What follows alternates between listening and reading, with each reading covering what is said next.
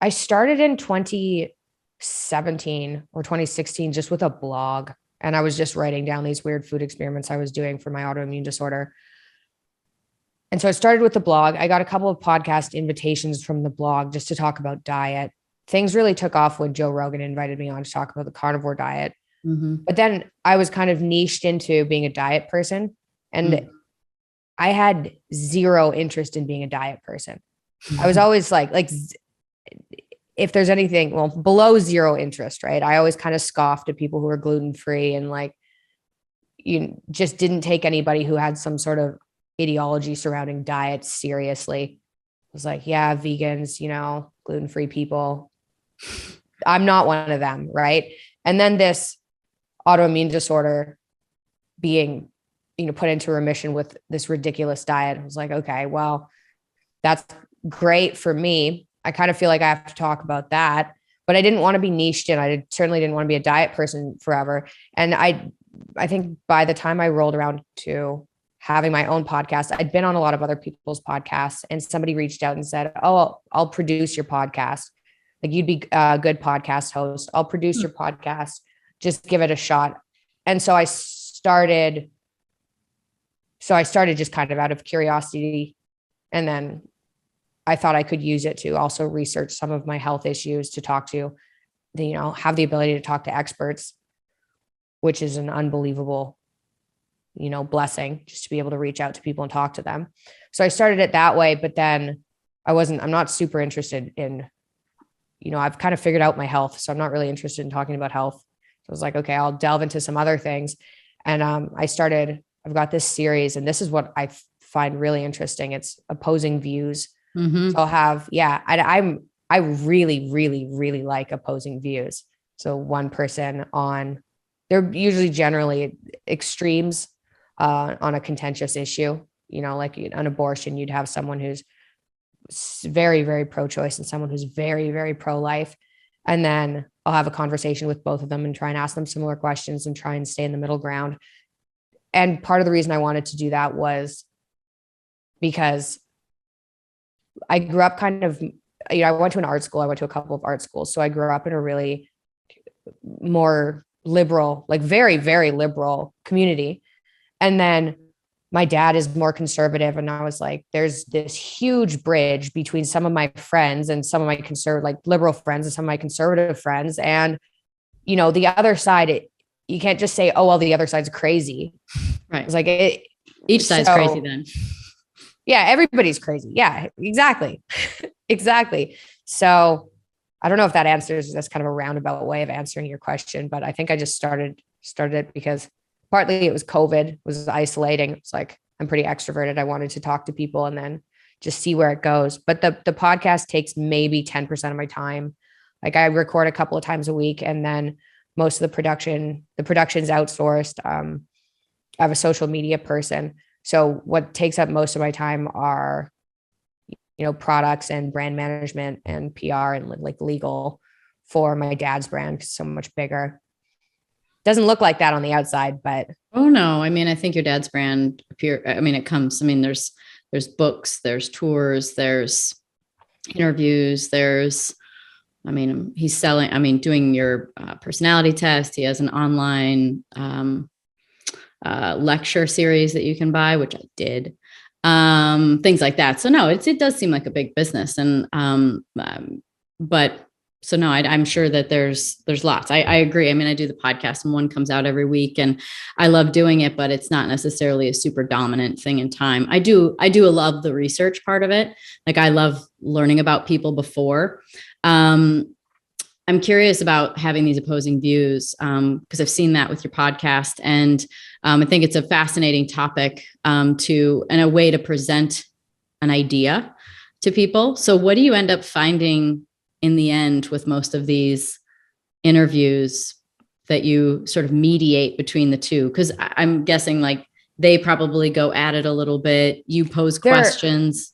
Okay. So I thought having a debate, actually, I was just stressed out about the idea of having a debate. And so how it's structured is I'll talk to one person first, and then I'll separately talk to the other person. So they don't get to communicate with each other, which makes, And so I've got some criticisms like, oh, it'd be better as a debate. But some of these arguments are so different that I don't even think we could have a useful conversation. Like, I don't think I could mediate between these. So it's, I mean, yeah. I feel like part of my podcast and what it's like in the intro is that no matter who I talk to, you end up realizing that people are more alike than they are different. And I think that, I like to highlight that, show that, and get into a deep enough conversation where we get to the point where it's like, we all kind of want the same thing. I guess I use, you could use COVID vaccines as an example. Like, you get it because you want to be healthy, and you don't get it because you want to be healthy. Like, we're more alike than we are different. And so I think it'd be fascinating to have them like go head to head, because it humanizes people. And, just like, in your experience, if you go head to head with somebody, like, you both get humanized. And, when you're face to face with somebody, even just like this, you understand, there's more compassion. We'll see. I'm really, really tempted to test it out. I think it would be entertaining, but some of these people really hate each other, right? Like, even so pro-choice and pro-life, for example, it's interesting because they're both arguing they're arguing on behalf of someone, right? They're both arguing on behalf of somebody else. Kind of, but it's their view too. Or they wouldn't be saying it. Yeah, this is true.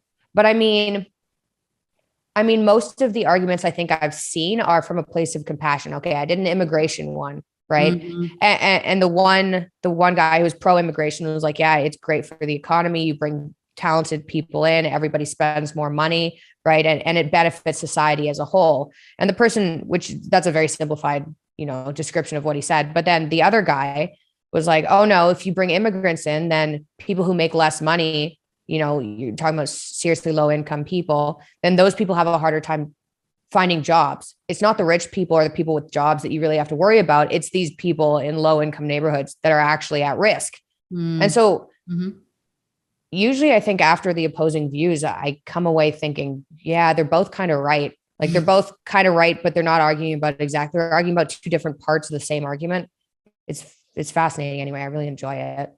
Because I know that one of the things that you have confessed is that you're kind of a contrarian. You love to, you're disagreeable. What is it about it that fascinates you when people don't agree or when you have opposing views? I think it's because usually going into those, I'm, more on one side of it. And I would say, generally speaking, I'm probably side more with the conservative initially. Like, the idea I have of whatever the problem is, I've noticed I probably have more of a conservative idea. And then going into it, I don't think I'm particularly attached to ideas. I don't mind being wrong, right? It doesn't, I think I've been wrong so many times that I don't care anymore, right? It's probably part of being open. When you're open, you're okay with being wrong, because it's like part of the inherent nature of being open. Yeah. Yeah, exactly. And it doesn't matter, right? As long as you're trying to figure out what's true. Doesn't matter. So you're almost like the beta test for the opposing views, to be more on one side generally, but then in the end, you end up realizing that the other side isn't wrong either. Like, I think you're your own beta test for how well it would go if opposing views came together. Because then naturally there's probably a little bit of contentiousness, some sparks, and then essentially like it gets humanized. Yeah, this is true. But then when you look at YouTube comments, that's not what you get. You just get, and I usually tell people, like, just try and be reasonable in the comments, because I'm trying to get people onto the show. So if, one side is just constantly being more attacked, then people are less likely to say yes coming on, because why would anyone want to come onto a show where they're just going to get attacked? Right. So, like, just keep it down. But people can be pretty one-sided, right? And just not understand the other side at all. So your hope would be that you'd listen to it and go, okay, these are both people, and maybe they both have points, even though I don't agree with all of them. But I don't know how well the average person does that. Otherwise, I don't think we'd be in the situation we're in with COVID and with politics that we are right now. Like, there's obviously some sort of gap between people's ability to understand the other side. what's the disconnect? But naturally an open-minded person. I don't mind being wrong either. If someone says something and I can change my mind, that's fine. I actually look at as progress. Like I can learn and get smarter. Yeah. And what's the issue with people being so hard-headed and have such cognitive dissonance around issues? Like where does that come from? And is it something that actually needs to be solved or not? Did you ever do one of Dad's personality tests? I actually did. Okay. And is your openness like off the charts? Yeah. Yeah. Okay. So, I'd have to look at the percentage of what it was, but I don't know. I remember it being very high. Yeah. So I think for more open people, then they can go either way. And I think the percentage of, if you scored like 85th or above or something like ridiculously high, people who are at the 50th percentile are so much lower than that. I think it's difficult to understand. Like, I know the type of person I have a difficult time understanding, and it's someone who doesn't really want to do things. Like they'd rather stay home. They're not as interested in meeting new people, right? They're not particularly interested in ideas. And I think if you just look at the personality scale, the average person just isn't that interested in changing their mind. Mm-hmm. Right. So I don't even think that's something you can learn. So I'm not even entirely sure how to fix that problem. Right. If it's just kind of human nature as an average. I don't know. But I was trying to with opposing views, but I'm not sure if it's working, to be honest. It's entertaining either way. I think it's a great format. And I love the idea of them going head to head, because I think that like foundationally, we're more alike than we are different. So I think it would be really entertaining to hear people go at it. And then of course, like, I think in the end, everybody ends up getting to the same place you do, where you're like, they're not wrong either. And then you go, like, the truth is always in the middle. I mean, even if you look at it politically, like people usually want the most Democratic Republican and the most Republican Democrat. Like people don't actually generally really want the ends of the spectrum. They want somewhere in the middle, but yet we call it one thing or another. And when we name things, it can't be anything else. Yeah, I completely agree. I don't know. Like I said, I'm going to try this in person, but some of these people have spent their entire lives arguing one point of view. Right. And they know each other, right? If all you do is focus on the immigration one, for example, if all you do is focus on how immigration is bad, everybody who's telling people that immigration is good, all of them, and you don't like them already. Right. And even when I had the abortion opposing views, like they knew who each other were and they didn't like it. Like, so they've spent so much time focused on one way of thinking that putting that person in the room and trying to have a discussion with someone who thinks the opposite way would be interesting. I don't know what would happen.